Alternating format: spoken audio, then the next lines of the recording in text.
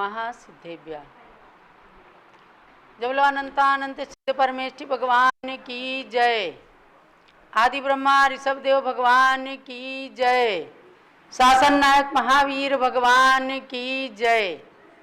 ऋषभ गिरी मांगी तुंगी के विश्व के सबसे बड़े ऋषभ देव भगवान की जय। पूज्य गणनी प्रमुख श्री ज्ञानमती माता जी की जय। भव्यात्माओं, एक छोटे से प्रश्न से मैं अपनी बात को प्रारंभ करती हूँ। प्रश्न आप लोग नोट कीजिएगा। आज बहुत दिनों के बाद आपसे प्रश्न कर रही हूँ और उस प्रश्न का उत्तर आपको देना है। कल तक 24 घंटे का समय दिया जाता है। आप प्रश्न का उत्तर दीजिएगा। प्रश्न नोट कीजिए। तीन लोक के अग्रभाग पर जो सिद्ध शिला है उसका आकार क्या है और वह कितने योजन विस्तार वाली है। फिर से सुनिएगा प्रश्न।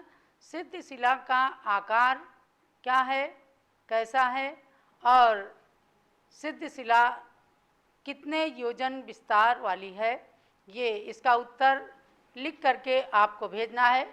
ब्रह्मचारिणी बहन जी इस नंबर बता रही हैं, इसी नंबर पर आप अपने उत्तर व्हाट्सएप कीजिएगा। नंबर सुनिएगा। आपको नंबर बता रहे हैं, नंबर नोट करिए। 8171351392। फिर से दोबारा नंबर बोल रहे हैं, 8171351392। आपको इसी नंबर पे आंसर भेजना है। ठीक है, आपने नंबर नोट कर लिया होगा। केवल इसी नंबर पर आप अपना व्हाट्सएप भेजें, कोई फ़ोन ना करें और 24 घंटे तक, कल इसी समय तक आप उत्तर भेज सकते हैं। और उत्तर के साथ में आप अपना पूरा पोस्टल एड्रेस भी लिख करके भेजिएगा। जो उत्तर सही होंगे उनमें से 3 लकी ड्रा निकाले जाएंगे। 3 विजेताओं को, भाग्यशाली पुरस्कार विजेताओं को पूज्य गणनी ज्ञानमती माता जी के चरण चिन्ह का रजत सिक्का आपको भेजा जाएगा डाक से। इसलिए सभी को पूरे पोस्टल एड्रेस के साथ उत्तर भेजना है। और दूसरी बात यह है कि मांगी तुंगी में ऋषभ गिरी के ऊपर भगवान ऋषभ देव की 108 फुट प्रतिमा का महामस्तकाभिषेक महोत्सव 15 जून से लगातार चल रहा है। भक्तों की डिमांड के आधार पर 10 जुलाई तक इस अभिषेक को, इस महामस्तकाभिषेक को स्वामी जी ने एक्सटेंड किया है, बढ़ा दिया है और भक्तजन पहुंच रहे हैं। आज हैदराबाद, आंध्र प्रदेश से आए डॉक्टर विजय पाटोदी परिवार के द्वारा और अनेक स्थानों से आए हुए भव्यात्मा श्रद्धालु भक्तों के द्वारा खूब अच्छा महामस्तकाभिषेक किया गया। आपको 10 तारीख तक लगातार महामस्तकाभिषेक प्रातःकाल 10:15 बजे से देखना है। 10:15 पर अपने पारस चैनल टीवी को ऑन कीजिए और ऋषभ गिरी के महामस्तकाभिषेक को देख करके स्वयं भाव बनाइए कि हम भी जा करके और एक बार अभिषेक करें, क्योंकि 6 वर्षों के बाद ही पुनः सन 2028 में ये मौका आएगा। तो आपका भाव बने, आपकी सुविधा बने, आपका पुण्य जगे, तो निश्चित रूप से जाइए और ऋषभ गिरी पर मस्तकाभिषेक का एक कलश कीजिए। नहीं आपकी सुविधा बनती है तो अपना कलश भी आप बोल सकते हैं। आपकी ओर से कमेटी के लोग वहाँ पर ट्रस्ट की ओर से कलश किया जाता है, आपको पुण्य का अर्जन होता है। तो ध्यान जरूर दीजिए समय का कि प्रातःकाल 10:15 बजे से इस महामस्तकाभिषेक का प्रसारण पारस टीवी चैनल पर आता है।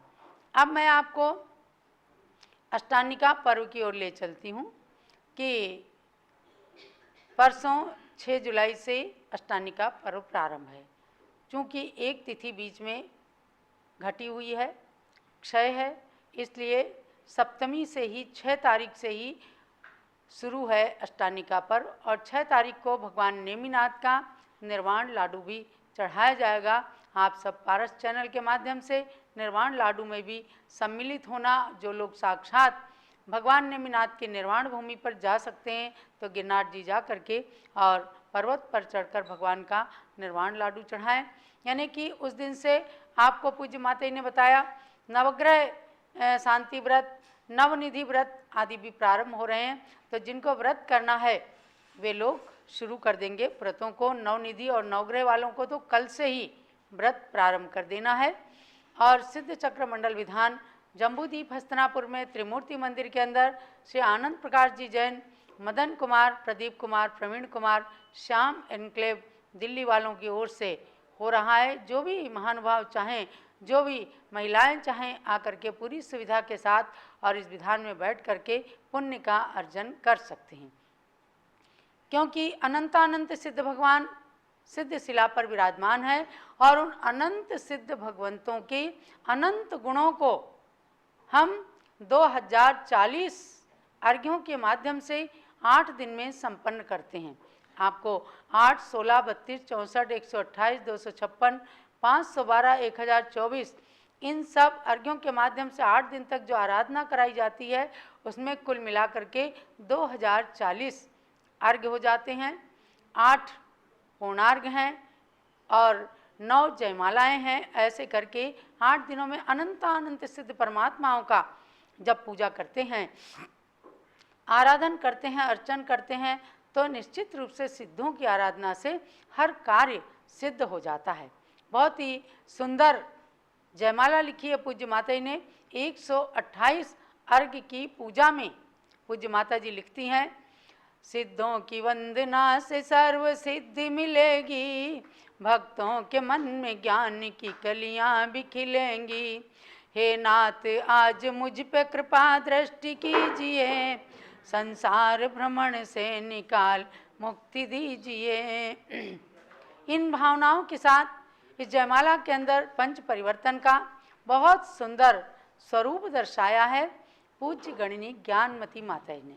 ये सबको मालूम है कि पूज्य माता जी ने जब से विधानों की रचना शुरू की तब से भक्तों के अंदर एक नई जागृति आई है। संगीतकारों को एक माध्यम मिला है अपने संगीत को प्रस्तुत करने का।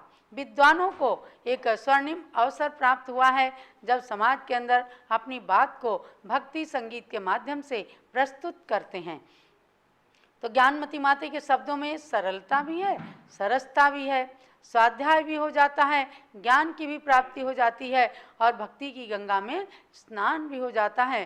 तो असंख्यात गुणश्रेणी कर्मों की निर्जरा हो जाती है। भक्तों के मन के अंदर ज्ञान की कलियां खिलना मतलब मिथ्यात्व अंधकार नष्ट होना और ज्ञान का प्रकाश प्राप्त होना मतलब है सम्यक ज्ञान की प्राप्ति होना, अर्थात सम्यक दर्शन, सम्यक ज्ञान और सम्यक चारित्र प्राप्त हो जाता है। प्रभु मैं अनंत काल तक निगोद में रहा, वहाँ से निकल के पंच परावर्त कर रहा। त्रैलोक्य में जो कर्म योग्य वर्गणा कहीं, उन सब को ग्रहण कर चुका उच्छिष्ट सम रही।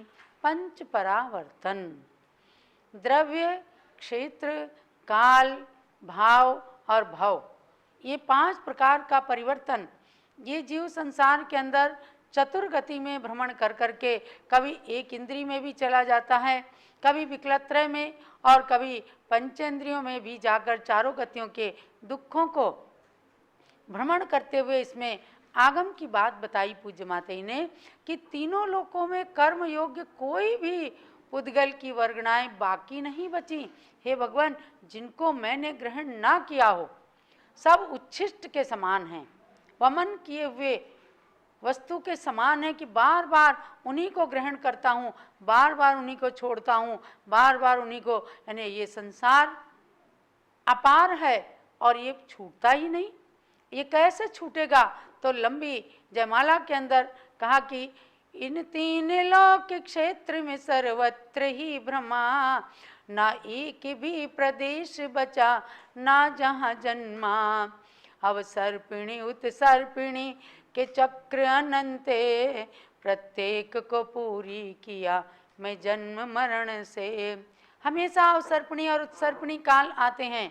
वर्तमान में जैसे अवसर्पिणी काल चल रहा है, हुंडावसर्पिणी का ये 5म काल चल रहा है, जिस काल के अंदर प्राणियों की आयु, अवगाहना, सब चीज़ें घटती चली जाती हैं, वह काल कहलाता है अवसर्पिणी। और जिसमें बढ़ती चली जाती हैं आयु, अवगाहना आदि, तो वो कहलाता है उत्सर्पिणी काल। तो आजकल चल रहा है अवसर्पिणी काल। और अवसर्पिणी में पंचम काल, और पंचम काल के अंदर में हुंडावसर्पिणी काल, यानी असंख्यात उत्सर्पिणी और अवसर्पिणी काल के 6 काल बीत जाते हैं। उसके बाद कभी एक हुंडावसर्पिणी काल आता है तो उसमें कुछ दोष उत्पन्न होते हैं। जैसे पहला दोष उत्पन्न हुआ कि तीर्थंकर ऋषभदेव भगवान को चौथे काल के प्रारंभ में जन्म लेना चाहिए था, लेकिन उन्होंने तृतीय काल के अंत में ही जन्म ले लिया। जैसे तृतीय काल के अंत तक भोग भूमि रहनी चाहिए थी, तो तृतीय काल के अंत में भगवान ऋषभदेव के समय भोग भूमि का अंत हो गया और कर्म भूमि की व्यवस्था आ गई। जैसे दूसरा एक हुंडावसर्पिणी काल का दोष हुआ कि चक्रवर्ती का पराभव, चक्रवर्ती का अपमान हुआ। अपने ही भाई बाहुबली के द्वारा भरत चक्रवर्ती का अपमान हुआ। ऐसे कई दोष आ जाते हैं। कुछ लोग कह देते हैं कि तीर्थंकर भगवान के पुत्रियों का उत्पन्न होना भी ये हुंडावसर्पिणी काल का दोष है। ऐसा दिगंबर जैन शास्त्रों में कहीं भी कोई वर्णन नहीं आता। पुत्र और पुत्रियां तो जो गृहस्थ में रहते हैं तो उनके जन्म होते ही हैं। तो ऐसे ही भगवान ऋषभदेव के 101 पुत्र और 2 पुत्रियां जन्मी, ब्राह्मी और सुंदरी। तो ये कोई दोष नहीं है हुंडावसर्पिणी काल का। लेकिन यहाँ पर परिवर्तन की बात चल रही है कि उन सभी उत्सर्पिणी और सर्पिणी काल के प्रत्येक समय को मैंने कैसे दुख सुख में जिया है। हे भगवान, मैं आपके सामने अपने दुख की व्यथा को कह रहा हूँ। और सारे सब पंच परिवर्तन को कहने के बाद पूज्य माता जी क्या कहती हैं, भगवान मैं आज तुमको पा महान हो गया, सम्यक तो रत्न से ही मैं धनवान हो गया। किसी और लौकिक संपत्ति से नहीं, आपकी भक्ति को करके मैंने जो सम्यक दर्शन पाया है, हे भगवान मैं तो उससे धनवान बना हूँ और मेरे समान धनवान कोई नहीं है। आपको भी यही समझना है कि यदि सम्यक दर्शन आपके पास है, आत्मा और शरीर की भिन्नता को भी आपने समझ लिया है, तो समझो कि सबसे बड़ा धनवान मैं ही हूँ। समय सार की भाषा को भी इसमें प्रयोग किया कि आध्यात्म में ओतप्रोत हो जाइए। मैं नित्य हूँ अकेला ज्ञान दर्श स्वरूपी, मैं नित्य अकेला हूँ ज्ञान दर्श स्वरूपी, चैतन्य चमत्कार ज्योति पुंज अरूपी। मैं शुद्ध हूँ अखंड हूँ आनंद धाम हूँ, परमात्मा सिद्धात्मा त्रिभुवन ललाम हूँ। परमार्थ नय से मैं तो सदा शुद्ध कहाता, ये भावना एक सर्व सिद्धि प्रदाता। कितने सुंदर भाव हैं कि सारे दुखों से संतप्त आत्मा को भगवान के सामने दुखों को सुना करके शांत करने के लिए कहा, हे भगवान निश्चय ने से तो मैं भी आपके समान हूँ, मेरी आत्मा भी भगवान आत्मा है, बस आपने अपने भगवान आत्मा को प्रकट कर लिया और मेरे अंदर अभी भगवान आत्मा छिपा हुआ है, अभी कर्मों के कारण मैं दुख पा रहा हूँ। तो अपने शुद्ध स्वरूप को कहना, ये समय सार का स्मरण करना है। आज भगवान ऋषभदेव ऋषभगिरी पर्वत पर खड़े हुए हैं, 108 फुट ऊंचे, 121 फुट की प्रतिमा के रूप में, और Guinness book of world record के अंदर 113 फुट दर्ज किया, अंगूठे से लेकर बाल तक। उनके आसन को उसमें सम्मिलित नहीं किया उनने, लेकिन आसन को कमलासन को मिला करके 121 फुट के हैं भगवान। ये है प्रतिमा, पहाड़ से लगी है, इसलिए जीवंत प्रतिमा है। ये दिन पर दिन कभी कभी बढ़ती भी रहेंगी। आप आगे जब कभी इनका माप कराएंगे, कभी 1-2 इंच ऐसे बढ़ती रहेंगी, क्योंकि पहाड़ से पत्थर लगा हुआ है। पर ये है प्रतिमा, ये पाषाण की प्रतिमा है, और जब इनमें पंच कल्याणक के संस्कार कर दिए गए तो ये साक्षात भगवान बन गए। आज इनका अभिषेक करके भव्य आत्मा सब कितने पुण्य का अर्जन कर रहे हैं, और मैं कह रही हूँ ज्ञानमती माता कितनी पुण्यात्मा हैं कि जिन्होंने असंख्य भव्यात्माओं को पुण्य का कोष प्राप्त करने का एक माध्यम दे दिया। साधु तो सब हैं और सब 28 मूल गुणों का पालन करके अपने मोक्ष मार्ग में चल रहे हैं, लेकिन जिन संतों ने ऐसे तीर्थों को बना दिया, प्रतिमाओं को बना करके और लोगों को सम्यक दर्शन ज्ञान चारित्र धारण करने का एक मार्ग प्रशस्त कर दिया, उनको समझो वे महानतम हैं। आचार्य शांति सागर महाराज ने दही गांव के अंदर 20 तीर्थंकर भगवान विराजमान किए। कुंभोज के अंदर बाहुबली भगवान की प्रतिमा निर्माण करने के लिए प्रेरणा दी समंत भद्र महाराज जी को। जिनवाणी जीर्णोद्धारक नाम की संस्था बना करके और सठ खंडागम का पुनर्विकास किया, पुनर्प्रकाशन करा के आज लोगों को जिनवाणी का, सठ खंडागम का, धवला ग्रंथों का स्वाध्याय करने का एक मार्ग प्रशस्त कर दिया।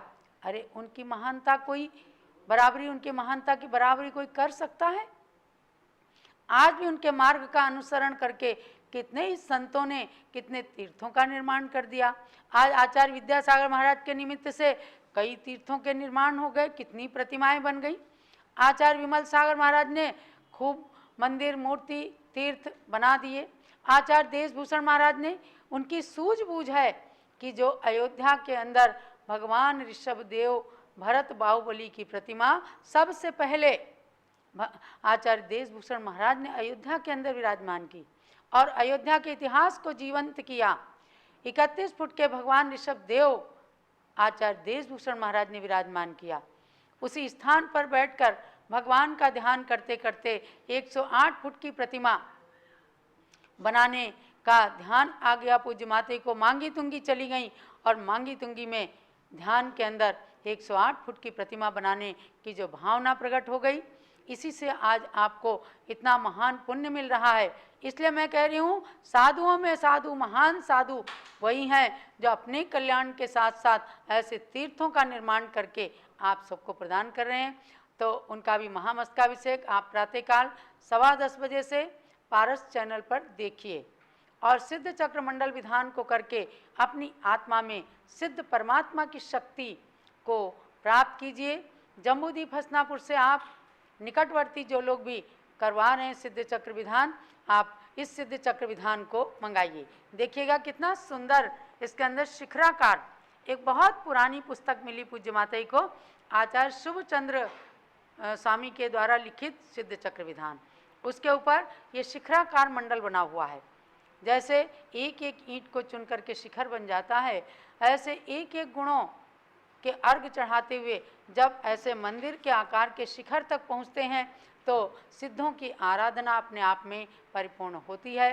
तो भव्यात्माओं, सिद्ध चक्र मंडल विधान आपके जीवन के अंदर सिद्धों के गुणों को प्राप्त कराने में कारण बने, शक्ति प्राप्त हो, आप स्वस्थता प्राप्त करें और समस्त विघ्नों की शांति होकर और आपके कार्यों की सिद्धि हो जाए। यही सिद्ध चक्र विधान का फल है। हमने साक्षात देखा है कि एक सज्जन आए, माता जी हम बहुत तकलीफ में हैं, मेरी माइंस बंद है। ज्ञानमती माता ने कहा ये तो सरकार ने बंद कर रखा। बोले हाँ माता कुछ चमत्कार कीजिए। माता जी ने कहा 3 सिद्ध चक्र विधान करो। उन्होंने साल में 3 सिद्ध चक्र विधान किए, सारी माइंस बंद थी और उनकी माइंस खुल गई, उनकी खदान, उनकी खान खुल गई और उन्होंने सिद्ध चक्र मंडल विधान के माध्यम से अनंत सिद्ध परमात्माओं को धन्यवाद दिया, नमस्कार किया कि कितना चमत्कारिक सिद्ध चक्र विधान है और गुरु चरणों में करने का अपना एक फल और ही ज़्यादा है। तो आप जिनकी इच्छा है जम्बूद्वीप आइए, सिद्ध चक्र विधान में सम्मिलित होइए। परसों 6 तारीख से है और नहीं तो अपने नगरों में यदि विधान हो रहे हैं, कोई भी विधान, उसमें आप बैठ करके भगवान की भक्ति करके अपने मन